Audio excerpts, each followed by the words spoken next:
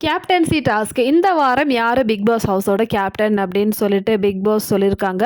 So இதுக்கு வந்து யார் எலிஜிபிலிட்டின்னு பார்த்தீங்கன்னா, கேப்டன்சி போட்டியில் வந்து பங்கெடுக்கிறதுக்காக இந்த வாரம் வந்து 4 வைல்ட் கார்ட்ஸ் தான் வந்து பார்ட்டிசிபேட் பண்ண போகிறாங்க. ஸோ என்ன டாஸ்க்குன்னு பார்த்தீங்கன்னா, ஒரு பால் ஒன்று கார்டனில் நடுவில் வச்சுருப்பாங்க. ஸோ 4 சைடும் வந்து ஒரு கட்டம் போட்டிருக்கும்.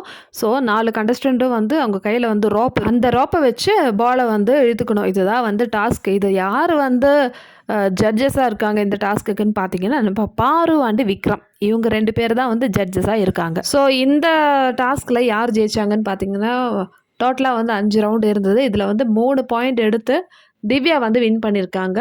ஸோ திவ்யா தான் இந்த வாரத்தோட பிக் பாஸ் வீட்டோட கேப்டன். ஸோ பிக் பாஸ் சொல்கிறாரு, திவ்யா நீங்கள் தான் இந்த வாரத்தோட கேப்டன். இந்த வீட்டில் நடக்கிற எல்லாத்துக்கும் நீங்கள் தான் வந்து பொறுப்புன்னு சொல்கிறாங்க.